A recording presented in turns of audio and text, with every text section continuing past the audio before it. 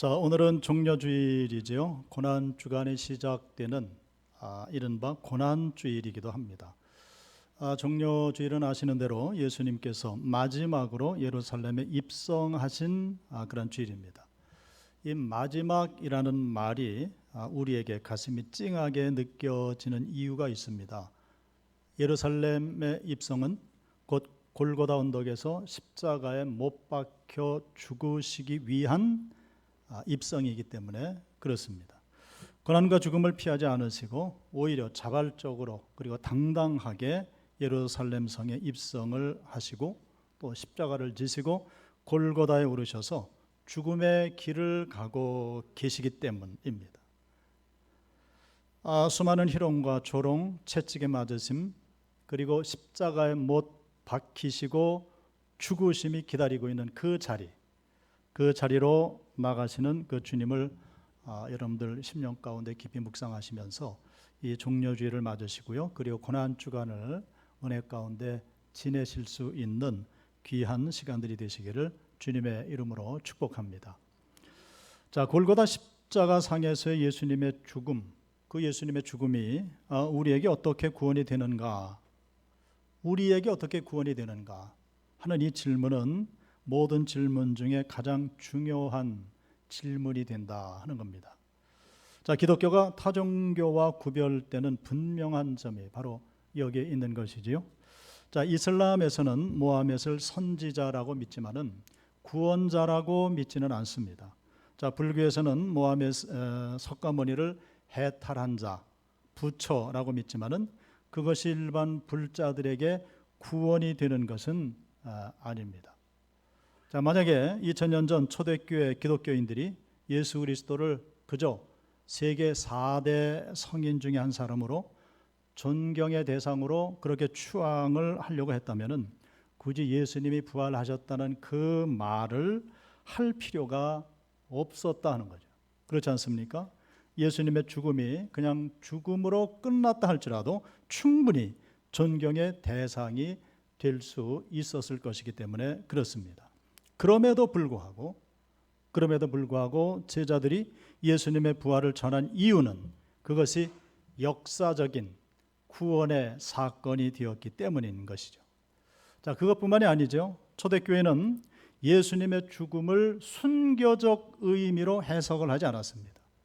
물론 성경에는 많은 순교자들이 등장을 합니다. 스데반 집사님이나 야고보 사도 등 예수님의 제자들, 그리고 많은 분들이 순교를 당했습니다. 그러나 예수님의 죽음만큼은 순교로서의 죽음이라고 말을 하지 않습니다. 예수님의 죽음은 온 인류를 구원하시기 위한 대속의 죽음이었기 때문에 그런 것이죠. 예수님 한 분이 죽으심으로 우리에게 구원의 길이 열린 줄로 믿습니다. 자, 이것이 복음의 핵심이고요. 이것을 믿지 않는 사람은 아무리 자기가 그리스도인이라고 한다 할지라도 절대로 그 사람은 그리스도인이 될 수가 없습니다. 자, 그런데 문제는 정확하게 어느 시점부터 이 사도들이 예수님의 죽음의 의미를 완전하게 이해를 했을까? 이것은 조금 분명하지 않다는 겁니다.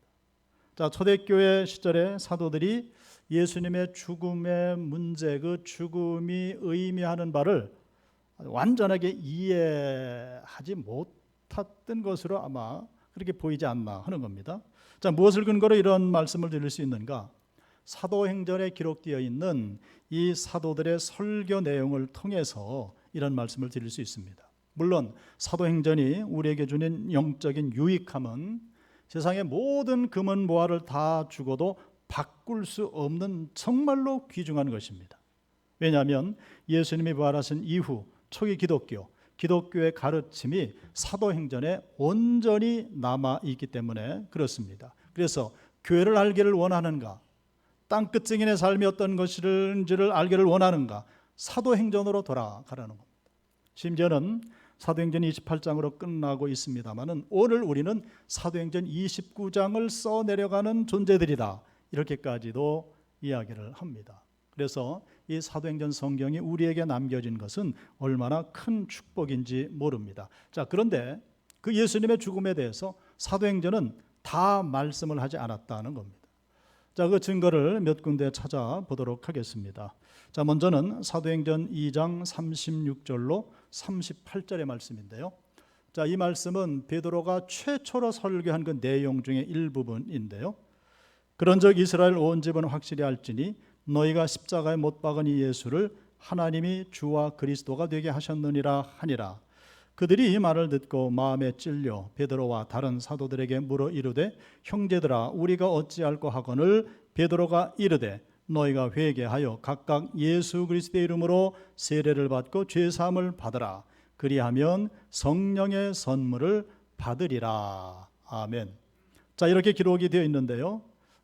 예컨대 38절에서처럼 예수님의 이름으로 세례를 받고 죄 사함을 얻는다. 이 말씀으로도 충분한 복음이 됩니다마는 여기서도 예수님의 죽음이 어떻게 우리에게 구원이 되는가, 이것은 구체적으로 설명을 하지 않고 있다는 겁니다.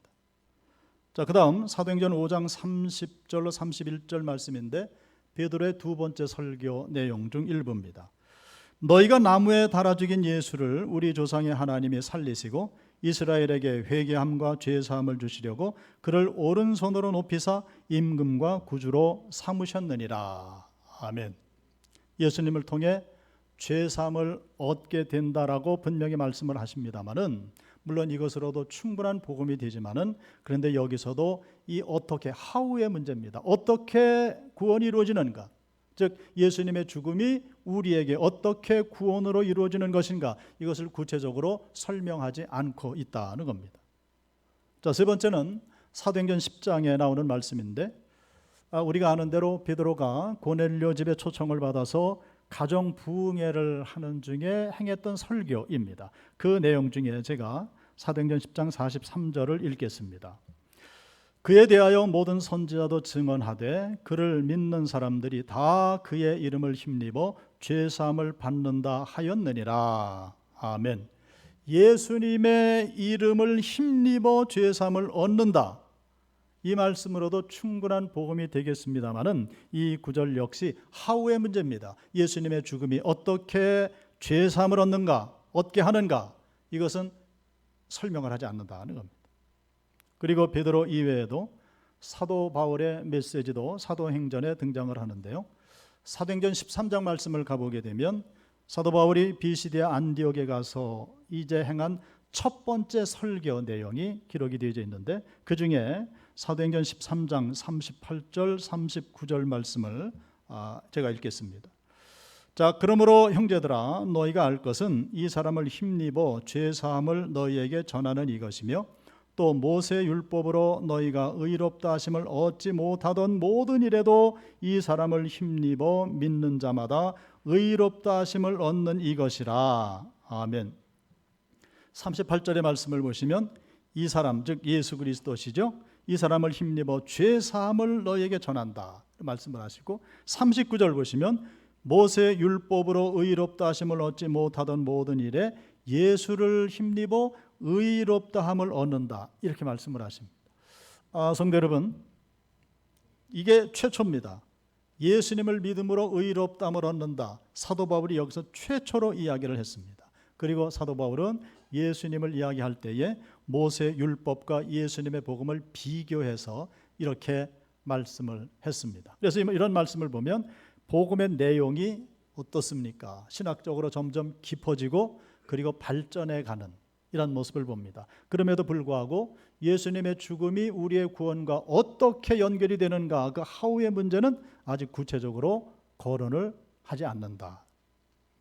자, 사도행전 15장을 넘어가 보면 이른바 할례받지 않은 이방인에게 복음을 전하는 문제로 인해서 당시 초대교회가 굉장히 혼란을 겪었습니다. 그래서 다 예루살렘 교회에 모이게 되죠. 모여서 열띤 토론을 벌입니다.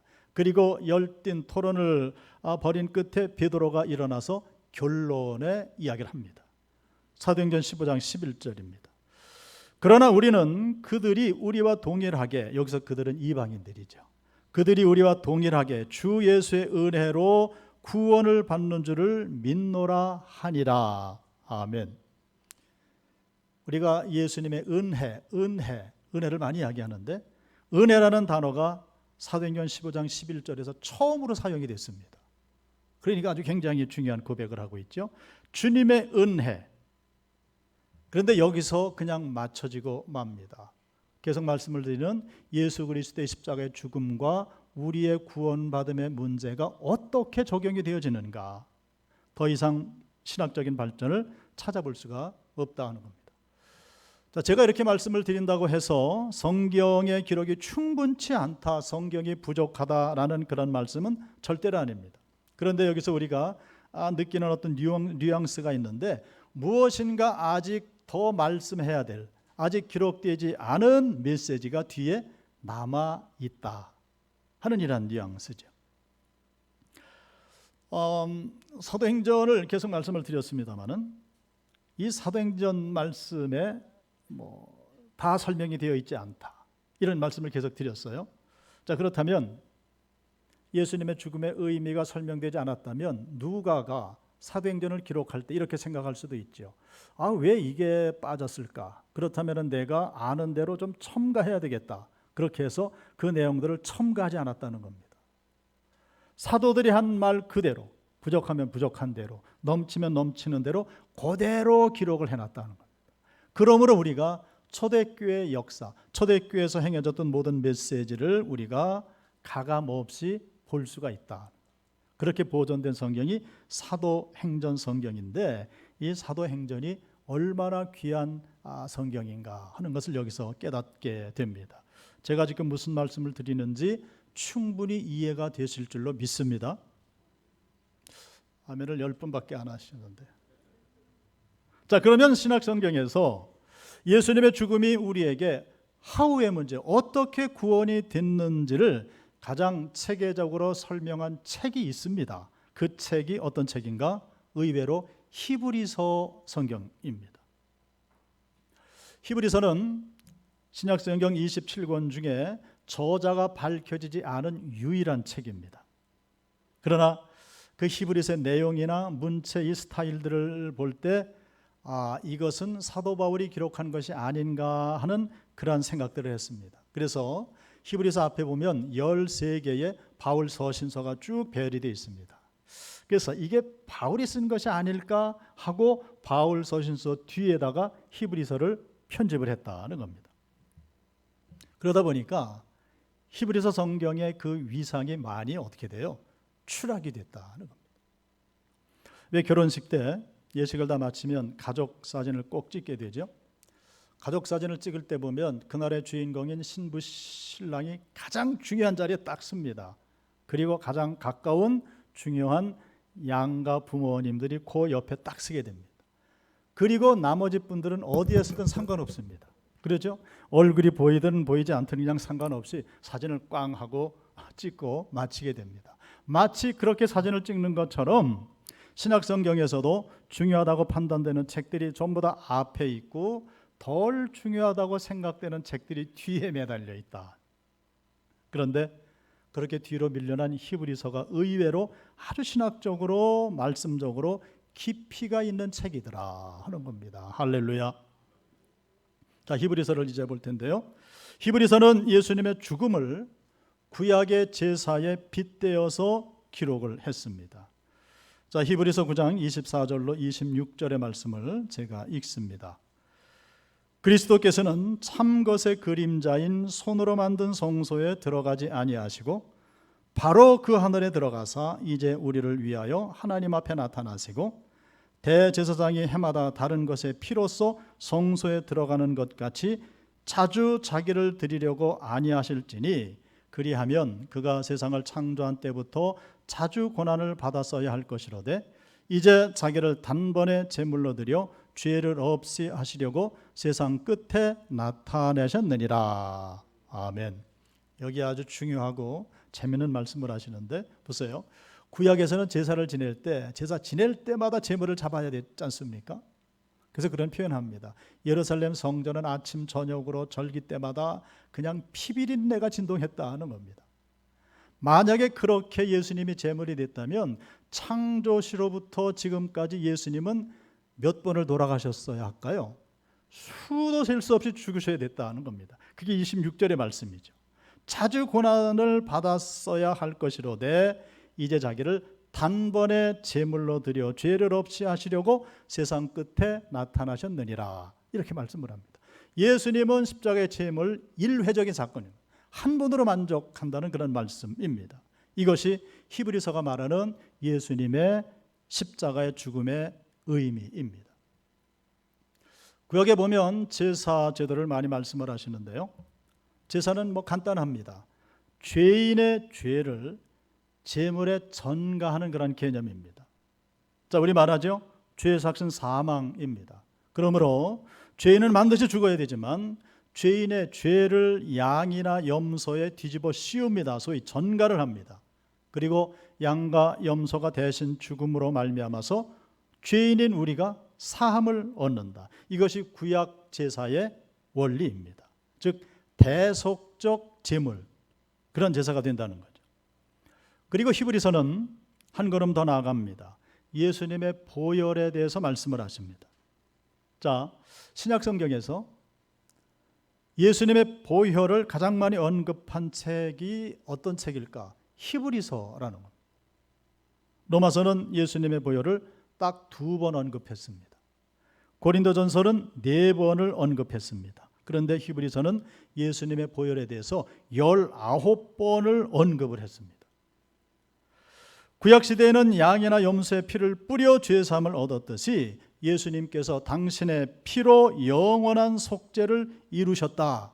이것이 전체 히브리서의 요약이 됩니다. 여기서 말씀하시는 예수님의 보혈은 이꼬르 예수님의 죽음인 것이죠. 자, 히브리서 9장 22절입니다. 율법을 따라 거의 모든 물건이 피로써 정결하게 되나니 피 흘림이 없은즉 사함이 없느니라. 아멘. 피 흘림이 없은즉 죄 사함이 없는 것인데, 자, 우리가 죄인이지만은 우리가 예수님의 피를 힘입어 성소에 들어갈 담력을 얻었습니다. 이 설명이 히브리서에 담겨 있다는 겁니다. 자, 오늘 종료주일을 맞아서 여러분들이 주님 앞에 나와서 예배를 드리고 있습니다. 성도 여러분, 어떻게 여기 나오셨습니까? 어떻게 거룩하신 하나님의 전전에 나오실 수가 있었습니까? 오직 한 가지입니다. 예수 그리스도의 보혈입니다. 예수 그리스도의 보혈의 공로 의지에서 담대함을 얻어 거룩하신 하나님 계신 거룩한 성전에 나와서 이렇게 예배를 드릴 수가 있었다. 이런 모든 설명이 히브리서에 담겨 있다는 거죠. 그리고 찬송을 보면 보혈에 관한 찬송들이 있습니다. 예를 들면 252장 나의 죄를 씻기는 예수의 피밖에 없네. 또 259장 예수 십자가에 흘린 보혈로 그대는 씻기어 있는가. 이런 찬송들이 모두 다 보혈에 관한 찬송들인데, 보혈 찬송들의 가사가 어디에서 왔는가? 히브리서에서 다 왔다는 겁니다. 자, 그럼 다른 책에는 예수님의 십자가의 죽음이 어떻게 구원이 되는지 설명이 없는가? 물론 있습니다. 자, 로마서 5장 10절 말씀을 보시게 되면 예수님의 죽음을 화목제물이라고 설명을 합니다. 로마서 5장 10절입니다. 곧 우리가 원수 되었을 때에 그의 아들의 죽으심으로 말미암아 하나님과 화목하게 되었은즉 화목하게 된 자로서는 더욱 그의 살아나심으로 말미암아 구원을 받을 것이니라. 아멘. 하나님과 인간 사이에 죄로 말미암아서 높은 담이 둘러쳐져서 인간이 하나님 앞에 나갈 수가 없었습니다. 그런데 예수님께서 화목제물로 십자가에서 돌아가심으로 말미암아서 이 죄의 담이 무너져 내렸다는 겁니다. 왜요? 죄의 사함을 받았기 때문에. 그래서 이제는 우리가 하나님과 화목함을 이루게 됐고 또 하나님 앞에 이렇게 나와서 하나님을 찬양하며 경배할 수가 있게 된다. 이것이 얼마나 기쁜 소식이겠습니까? 그래서 로마서 5장 10절 이어서 11절 말씀 가보면 이렇게 기록을 했습니다. 그뿐 아니라 이제 우리로 화목하게 하신 우리 주 예수 그리스도로 말미암아 하나님 안에서 또한 즐거워하느니라. 아멘. 예수님의 십자가의 죽음에 양면성이 있다는 겁니다. 먼저는 우리의 모든 죄를 대신 지시고 온갖 고난, 조롱, 채찍 맞으심, 가시면류관, 창에 찔리심, 벌거벗겨지심, 치욕적인 죽음을 우리가 생각할 때는 우리는 슬프고 애통합니다. 내 죄 때문에 저렇게 돌아가셨다는 것. 그런데 그 십자가를 또 한편으로 볼 때는 그렇게 돌아가심으로 말미암아 하나님과 우리 사이에 화목함을 이루게 하셨으니 우리는 어때요? 또 한편으로는 즐거움이 있다는 겁니다. 아멘. 자, 그러면 예수님 당신은 자신의 죽음에 대해서 뭐라고 말씀을 하셨을까? 그것이 중요하겠죠. 다른 사도들이 이런저런 설명을 했는데 예수님께서는 이 땅에 계시는 그 공생의 기간에 당신의 십자가의 죽음에 대해서 뭐라고 말씀을 하셨을까? 당신의 십자가의 죽음을 어떻게 이해를 하셨을까? 이것이 중요한데요. 예수님께서 당신의 죽음을 가장 확실하게 그리고 구체적으로 말씀하신 것은 마지막 만찬의 자리에서입니다. 즉 당신의 살과 피를 떡과 포도주에 비유하셔서 우리에게 말씀을 주셨죠. 자, 마태복음 26장 26절로 28절의 말씀을 제가 봉독하겠습니다. 우리가 잘 아는 말씀이죠. 그들이 먹을 때에 예수께서 떡을 가지사 축복하시고 떼어 제자들에게 주시며 이르시되 받아서 먹으라, 이것은 내 몸이니라 하시고 또 잔을 가지사 감사기도 하시고 그들에게 주시며 이르시되 너희가 다 이것을 마시라, 이것은 죄 사함을 얻게 하려고 많은 사람을 위하여 흘리는 바 나의 피 곧 언약의 피니라. 아멘. 다시 말씀을 드리면 예수님의 죽음은 우연한 죽음이거나 순교적인 죽음이 아니라는 것이죠. 우리를 위한 대속적인 죽음이셨다는 겁니다. 우리와 새 언약을 맺기 위한 죽음을 십자가상에서 당하셨다는 겁니다. 그러니까 예수님은 이 땅 오시기 전서부터 이 모든 하나님의 계획을 알고 계셨죠. 그리고 공생의 3년을 통해 그 곁에 있는 제자들에게 여러 번 말씀을 하셨지만은 제자들이 어떻게 해요? 알아먹지를 못했다는 겁니다. 이 예수님의 말씀을 우리가 기억을 해야 됩니다. 자, 그리고 가장 중요한 말씀이 마태복음 20장 28절에 나타나는데요. 예수님이 이렇게 말씀을 하십니다. 인자가 온 것은 섬김을 받으려 함이 아니라 도리어 섬기려 하고 자기 목숨을 많은 사람의 대속물로 주려 함이라. 아멘. 자, 로마서에서는 아까 화목제물이라는 말로 예수님의 죽음을 설명을 했는데 예수님은 대속제물로 당신의 죽음을 설명을 하십니다. 자, 대속이란 말은 대신 갚는다, 대신 지불한다 라는 의미가 있는 말입니다. 인류의 죄값을 인간 스스로가 갚을 수는 없는 것이지요. 그래서 인간 그대로 놔두면 자연인인 인간은 영벌에 처해질 수밖에 없습니다. 지옥 백성이 될 수밖에 없습니다. 그런데 예수님께서 십자가의 죽으심을 통해서 우리의 모든 죄값을 대신 갚아주심으로 인간은 죄값을 치를 필요가 없게 됐다. 그런 의미로 대속이라는 말을 예수님께서 지금 쓰신 거죠. 이런 말씀을 하셨음에도 불구하고 예수님 지근거리에 있던 제자들은 들어도 무슨 말인지를 몰랐다는 겁니다. 언제 이것을 온전히 이해를 했습니까? 사도행전에서도 잘 없었습니다. 히브리서에 가니까 그때서야 이 모든 것들을 이해하고 그렇게 고백을 하더라 하는 겁니다. 자, 오늘 보면 요한복음 18장에서도 예수님이 동일한 원리로 말씀을 하고 계십니다.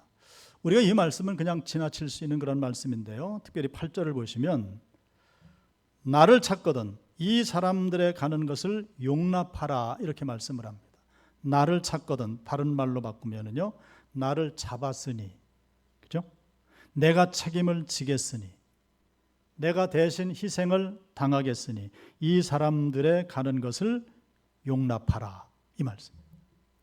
이 사람들은 예수님 곁에 있던 예수님의 제자들 말씀을 하시죠.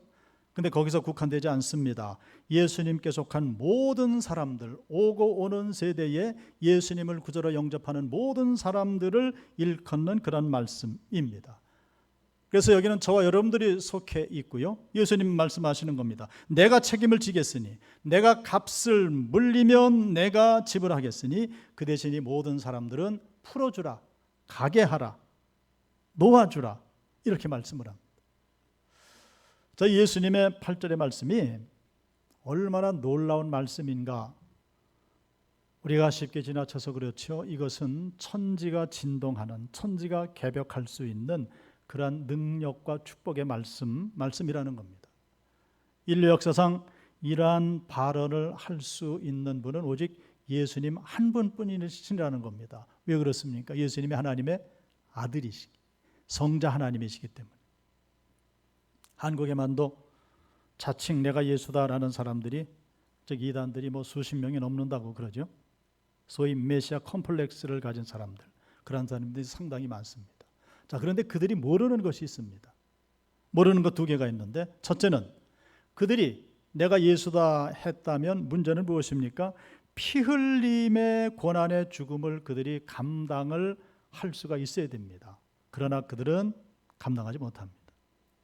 또 한 가지 문제가 되는 것은, 만약에 자기가 자칭 예수면 물어야 되죠. 당신의 목숨이 그만한 가치가 있느냐? 온 인류를 구원할 만한 가치가 있느냐? 이런 질문을 묻게 될 때 그들이 그렇다라고 대답을 할 수가 없다는 겁니다. 대속제물이 되기 위해서는 그 목숨에 그만한 가치가 있어야 된다는 거죠. 인류의 모든 죄값, 그 죄값을 치르려면 도대체 얼마만큼의 액수를 지불해야 되는가? 누가 그것을 감당할 수가 있는가? 오직 하나님이신 예수 그리스도뿐 다른 존재는 없는 줄로 믿습니다. 그래서 유일무이하게 예수님의 생명, 예수님의 목숨만이 인류의 모든 죄값을 지불할 만한 그 값어치가 있다는 겁니다. 할렐루야. 그렇기 때문에 성경은 단번에라는 표현을 하는 겁니다. 로마서 6장 10절에 그가 죽으심은 죄에 대하여 단번에 죽으심으로 그가 살아계심은 하나님께 대하여 살아계심이니 라고 말씀을 하십니다. 단번에라는 말을 다른 말로 바꾸면 쉽게 이해가 됩니다. 단번에 혹은 한 번에, 또 이런 거 있죠. 일괄적으로, 이런 표현들이죠.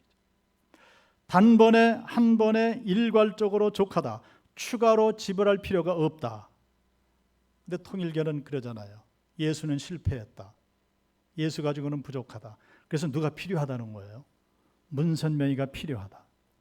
그래서 그들은 이단 사이비가 되는 것이죠. 세례 요한이 일찍이 예수님을 향해서 이렇게 고백을 합니다. 볼지어다 세상 죄를 지고 가는 하나님의 어린 양이로다. 아멘.